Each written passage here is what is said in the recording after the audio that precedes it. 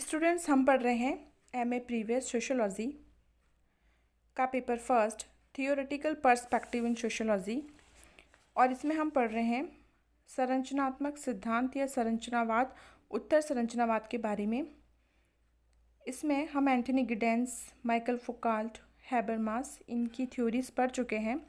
और संरचनावाद के अंतर्गत ही हमारा जो फोर्थ थिंकर है वह है लेवी स्ट्रॉस।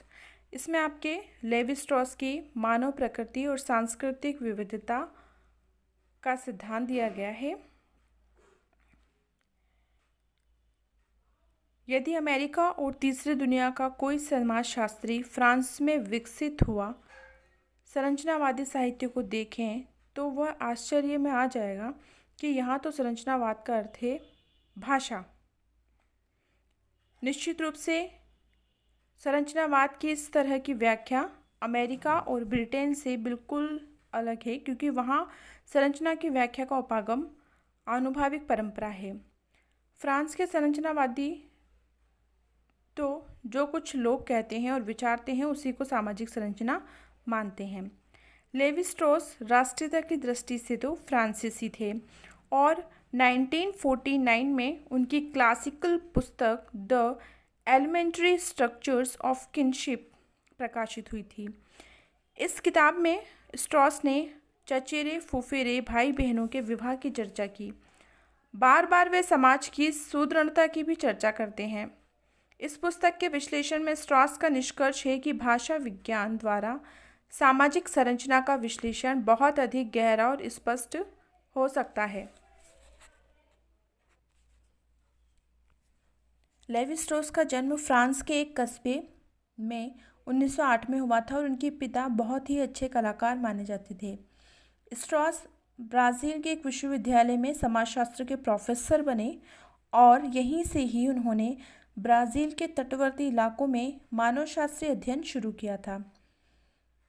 अपनी शिक्षा के बीच की अवधि में 1939 से 40 लेवी स्ट्रॉस ने सेना में भी नौकरी की। ब्राज़ील से न्यूयॉर्क में न्यू स्कूल में अध्यापन के लिए आए वे 1949 में दोबारा फ्रांस आ गए। अगले वर्ष वे पेरिस विश्वविद्यालय में सामाजिक अध्ययन के निदेशक बन गए और 1959 में कॉलेज डी फ्रांस में सामाजिक मानवशास्त्र के प्रोफेसर बन गए। लेवी स्ट्रॉस की लोकप्रियता उनके नातीदारी की संरचना के विश्लेषण के कारण है। उनका प्रिय विषय मिथक की व्याख्या है। वे कहते हैं कि किसी भी मिथक में नाना प्रकार की कहानियाँ और विषय उसकी सामग्री होते हैं, लेकिन इन सबसे अंतर्निहित कुछ ऐसे तत्व होते हैं जो निरंतर पाए जाते हैं। वे तत्व जो विभिन्न मिथकों में समान रूप से बने होते हैं संरचना है। यदि भारतीय संदर्भ में हम देखें तो हिंदी देवी देवताओं के कई मिथक हैं। कहीं राम समुद्र पर सेतु बना लेते हैं, कहीं कृष्ण कालिया नाम का दंश हरण करते हैं, कहीं शंकर गंगा को अपनी जटाओं में बांध लेते हैं और इस तरह के मिथक के आख्यानों की विभिन्नता बराबर बनी रहती है। इस विभिन्नता में एक निरंतरता भी समान रूप से हमें देखने को मिलती है कि देवी देवता सर्वशक्तिमान हैं। वे चाहे कुछ भी कर सकते हैं, असंभव को भी संभव बना सकते हैं। इसलिए निरंतर पाए जाने वाला तत्व जो हर मिथक में मिलता है वह है संरचना, स्ट्रक्चर। स्ट्रॉस की यह उपलब्धि चौंकाने वाली थी। संरचना की ऐसी व्याख्या और परिभाषा बिल्कुल अऐतिहासिक थी, किसी भी विद्वान के द्वारा नहीं की गई थी। लेवी स्ट्रॉस के सिद्धांत, संरचना के सिद्धांत का जो मूल आधार था वह था नातेदारी संरचना का विश्लेषण करना। इसी विश्लेषण को उन्होंने मिथक पर लागू किया था। इन अध्ययनों के बाद उन्होंने निष्कर्ष निकाला कि हमारे विचारों की जो प्रक्रियाएं हैं वे ही हमें मनुष्य बनाती हैं। वे कहते हैं कि जो कुछ हमारा दैनिक जीवन है, व्यवसाय, रीति रिवाज, परंपराएं आदि हैं, इन सब के पीछे मनुष्यों की बौद्धिक गतिविधियां हैं। ऐसा नहीं होता है कि समाज का संगठन बौद्धिक प्रक्रियाओं को बनाता है। किसी भी सामाजिक जीवन को बिताने से पहले हमें किसी न किसी अर्थ में सोचना ज़रूर पड़ता है। इस प्रकार से हम सामाजिक जीवन का उद्गम बौद्धिक गतिविधियों को मान सकते हैं। अगर आपको अपने जीवन में कोई भी कार्य करना है, किसी भी दिन करना है, तो आप अपना कार्य करने से पहले सोचेंगे अवश्य। पहले आप अपने मस्तिष्क में उसके बारे में विचार करेंगे और तभी आप उस विचार को क्रिया रूप में बदलेंगे। तो उन्होंने माना कि सामाजिक जीवन का उद्गम है बौद्धिक गतिविधि। मिथक के बारे में वो कहते हैं कि दुनिया भर के मिथकों में कुछ तत्व सार्वभौमिक होते हैं और कुछ तत्व सार्वभौमिक संरचना का निर्माण करते हैं। संरचना के सिद्धांत से लेवी स्ट्रेस को पता लगा कि मनुष्य व्यवहार में कोई मूलभूत अंतर आएगा, ऐसा नहीं लगता है। होता यह है कि व्यवहार के पीछे जो भी संरचना है वो नहीं बदलती है। आज हम नया मिथक बना तो सकते हैं कि राम और सीता पुष्पक विमान में बैठकर वन में पहुँचे। इसमें पैदल चलने का स्थान विमान ने ले लिया, लेकिन इसके पीछे जो संरचना है कि राम सर्वशक्तिमान है, तनिक भी नहीं बदलती। बस अंतर यह है कि जिस राम ने समुद्र को बांधा, उन्होंने ही पुष्पक विमान को उड़ाया। इसी उपलब्धि पर स्ट्रॉस तर्क देते हैं कि भविष्य का आदमी भी कितना ही तकनीकी हो जाए, वह निश्चित रूप से हमारी गहन मानसिक संरचनाओं की ही उपज होता है। वास्तव में लेवी स्ट्रॉस अपने सिद्धांत की प्रेरणा भाषा वैज्ञानिकों से लेते हैं और वे कहते हैं कि वस्तुओं के घटने का कारण भाषा और उसकी अवधारणाएं हैं। कभी भी भाषा वस्तुओं का परिणाम नहीं होती है। यह इसी कारण है कि हम भाषा के माध्यम से वस्तुओं और अपने आप को समझते हैं। स्ट्रॉस की तरह नॉम चॉम्स्की, जो भाषा वैज्ञानिक है, कहते हैं कि प्रत्येक भाषा में एक गहन व्याकरण होती है जिससे सभी भाषाएं सहमत होती है।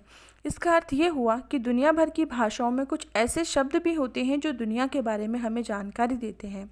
इन भाषाओं में जो अंतर्निहित संरचना है, उसकी पहचान अगर हम कर पाएँ तो हमें एकदम पता लग जाएगा कि मनुष्य जाति कैसी है। इसके लिए उन्होंने एक उदाहरण दिया कि यदि हम किसी भाषा को लें और उसमें कर्ता के लिए कोई ना कोई शब्द होता है, इसी तरह क्रिया के लिए भी कोई ना कोई निश्चित शब्द होता ही है। हिंदी में कर्ता के लिए मैं या हम है, तो अंग्रेज़ी में आई और वी है। यदि खोज करें तो प्रत्येक भाषा में कर्ता और क्रिया के लिए कोई ना कोई निश्चित शब्द होते हैं। यही शब्द संरचना है, क्योंकि संरचना एकाएक नहीं बदलती। इसी कारण स्ट्रॉस मार्क्स के सिद्धांत को क्रांतिकारी नहीं मानते हैं, क्योंकि मार्क्स वर्ग संघर्ष की कितनी व्याख्या कर ले, लेकिन ये लीपापोती सी उन्हें महसूस होती है, क्योंकि जिस शब्दावली का लोग प्रयोग करते हैं उसकी संरचना में परिवर्तन नहीं होता है। लेवी स्ट्रॉस के इसी उपागम के कारण उन्हें अन्य विद्वानों ने मार्क्स का विरोधी कहा है। लेवी स्ट्रॉस एक जटिल संरचनावादी भी कहे जाते हैं, क्योंकि उनका सिद्धांत मानव शास्त्रियों में पूरी गंभीरता के साथ लिया जाता है। ये सब होने पर भी समाज वैज्ञानिक उनके सिद्धांत को संदेह की दृष्टि से देखते हैं। इन समाज वैज्ञानिकों का कहना है कि लेवी स्ट्रॉस ने केवल हाथ की सफाई बताई है। अपनी व्याख्या में उन्होंने कहीं भी गलत तथ्यों को स्थान ही नहीं दिया है, इसलिए विद्वान उनकी उपेक्षा करते हैं, कमियां बताते हैं। इस आलोचना के होते हुए भी हम ये कह सकते हैं कि लेवी स्ट्रॉस के विश्लेषण में कई महत्वपूर्ण तथ्य हमें दिखाई देते हैं। स्ट्रॉस ने संस्कृतिवाद को अपनी बहुत अधिक चरम सीमा पर पहुंचा दिया है। उन्होंने विभिन्न समाजों में पाए जाने वाले सार्वभौमिकों की पहचान की है। स्ट्रॉस के इस योगदान का प्रभाव हमें अन्य समाज विज्ञानों में भी देखने को मिलता है। लेवी स्ट्रॉस कहते हैं कि सामाजिक संरचना का संबंध किसी भी प्रकार की प्रयोग सिद्ध वास्तविकता से नहीं है, लेकिन उन प्रारूपों से है जो संरचना को विकसित करते हैं। स्ट्रक्चरल एंथ्रोपोलॉजी नामक पुस्तक में भी स्ट्रॉस ने यही निष्कर्ष निकाला। उन्होंने कहा कि भाषा विज्ञान द्वारा सामाजिक संरचना का विश्लेषण और अधिक स्पष्ट हो सकता है। तो इस प्रकार से लेवी स्ट्रॉस ने अपने संरचनावादी सिद्धांत के अंतर्गत भाषा विज्ञान को महत्व माना है। हम ये कह सकते हैं कि इनको मुख्य बिंदु माना है। स्ट्रॉस एक प्रमुख संरचनावादी विद्वान माने जाते हैं। उन्होंने केवल सामाजिक संरचना की अवधारणा को विकसित नहीं किया, बल्कि उन्होंने विनिमय का संरचनावादी सिद्धांत भी दिया था। साथ ही उन्होंने नातेदारी व्यवस्था के अध्ययन में भी सामाजिक संरचना की अवधारणा को अपनाया और इसे उपयोगी माना है। लेवी स्ट्रॉस की रचनाओं में संरचनावाद और प्रकार्यवाद काफ़ी सीमा तक एक दूसरे से पुनः जुड़े हुए दिखाई देते हैं। इन्होंने दुर्खिम को प्रमुख आधार माना और रेडक्लिफ ब्राउन और मेलिनोवस्की का भी इन पर बहुत प्रभाव पड़ा। लेवी स्ट्रॉस की लोकप्रियता उनकी नातेदारी की संरचना के विश्लेषण के कारण है। उनका प्रिय विषय मिथक की व्याख्या है। वे कहते हैं कि किसी भी मिथक में नाना प्रकार की कहानियाँ हैं, अलग अलग प्रकार की कहानियाँ हो सकती हैं और विषय उनकी सामग्री होते हैं। इन सब में अंतर्निहित कुछ ऐसे तत्व भी होते हैं जो निरंतर पाए जाते हैं। वे तत्व जो विभिन्न मिथकों में समान रूप से बने होते हैं। जैसे कि उन्होंने कहा कि हमें कुछ हिंदू देवी देवताओं के पौराणिक कथाएं सुनने को मिलती है, मिथक सुनने को मिलते हैं, जिसमें एक जो सामान्य तत्व है वो ये है कि ईश्वर सर्वशक्तिमान है, वे कुछ भी कर सकते हैं। नातेदारी विश्लेषण को ही उन्होंने मिथक पर लागू किया है। हमारे विचारों में जो प्रक्रिया है वे ही हमें मनुष्य बनाती हैं और वे कहते हैं कि जो कुछ हमारा दैनिक जीवन है, व्यवसाय है, हमारे रीति रिवाज है, परंपराएं हैं, इन सब के पीछे मनुष्य की बौद्धिक गतिविधियां ही हैं। ऐसा नहीं होता है कि समाज का संगठन बौद्धिक क्रियाओं को बनाता है। हमारी बौद्धिक क्रियाएं ही हमारे सामाजिक जीवन को सरल बनाती हैं, ऐसा वे मानते थे। किसी भी सामाजिक जीवन को बिताने से पहले हमें किसी अर्थ में सोचना अवश्य पड़ता है। अगर आप कोई भी काम करने जाएंगे तो आप उस कार्य को करने से पहले सोचेंगे, या फिर आपने उस कार्य को करने के बारे में भी सोचा, तो कहीं ना कहीं उस कार्य को करने के लिए, सामाजिक जीवन जीने के लिए आपने सबसे पहले बौद्धिक क्रिया की है। तो पहले बौद्धिक गतिविधि होती है, बाद में कार्य होता है।